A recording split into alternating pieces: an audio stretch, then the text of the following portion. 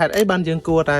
ផលិតត្រួយមុននឹងការដាក់ចាក់អរម៉ូនបាទព្រោះការដែលយើងផលិតត្រួយនៅមុនការដាក់ចាក់អរម៉ូនបែបនេះគឺធ្វើឲ្យស្វាយពុកម៉ែបងប្អូន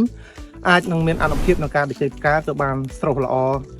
ច្រើនជាងការដែលយើងចាក់អរម៉ូនយកតែម្ដងបាទអញ្ចឹងពុកម៉ែបងប្អូនស្ដឹងស្រាប់ហើយថាការដែលយើងយកត្រួយបាន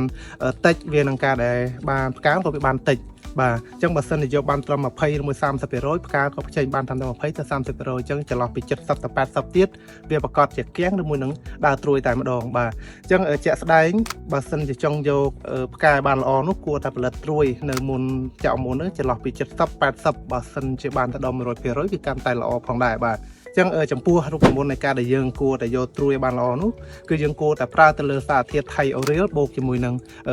13046ហើយចំពោះរូបមន្តនៃជីថ្នាំសាច់ចម្រៃ Q គឺយើងមានដូចគ្នាគឺមានឈ្មោះថាទីងត្រួយទីផ្កាបាទអញ្ចឹងចំពោះទីងត្រួយទីផ្កាគឺពុកម៉ែបងប្អូនអាចប្រើចន្លោះពី4គីឡូក្នុងទឹក 1000 លីត្រនិងបូកជាមួយនឹងសារធាតុ13046ដែលមានឈ្មោះថាដំរីប៉ូតាសគឺចំនួន2លីត្របាទទឹក 1000 លីត្រដូចគ្នាអញ្ចឹងចំពោះការដែលបាញ់គឺតម្រូវឲ្យការដែលបាញ់គឺឲ្យសពពីខាងក្រៅខាងក្នុងព្រោះការដែលបាញ់ឲ្យសពបែបនេះគឺវាមានភាពងាយស្រួលទី1គឺការដែលបាញ់ឲ្យជោគទៅធ្វើឲ្យ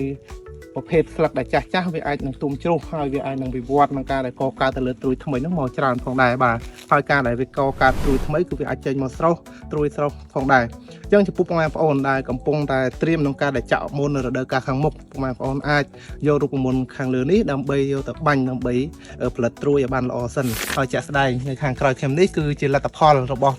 កសិករនៅខាងគៀនស្វាយដែលគាត់បានប្រើប្រាស់នៅតាមបច្ចេកទេសរបស់ជាថ្នាំសាច់ចម្រៃ Q ឃើញថាការដែលយកត្រួយរបស់គាត់គឺបានល្អខ្លាំងមែនទែនបាទហើយទំហំស្លឹកគឺចេញមកគឺល្អហើយវែងស្រស់បាទហើយមិនមែនមានត្រឹមតែម្ដងទេគឺមានត្រង់តែគ្រប់ដើមគឺមួយចំការនេះគឺមានសភាពគឺល្អខ្លាំងមែនទែនបាទបងប្អូនអាចកលេចនៅបានគឺសភាពស្វាយគឺល្អហើយជួយទៅចេញមកស្មើល្អហើយចំពោះការដែលយកបានស្មើល្អបែបនេះហើយ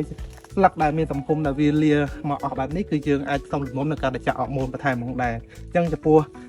ចង់ដឹងបច្ចេកទេសបន្ថែមក៏ដូចជារបៀបក្នុងការដែលយកត្រួយក៏ដូចជាការដាក់អរម៉ូនបែបណានោះពុកម៉ែបងប្អូនក៏អាចសួរបន្ថែមបានផងដែរអញ្ចឹងជាចុងក្រោយក៏អរគុណដល់ពុកមីងពុកម៉ែបងប្អូនដែលបានព្យាយាមទស្សនានៅវីដេអូនេះតាំងពីដើមរហូតដល់ចប់ផងដែរបាទសូមអរគុណ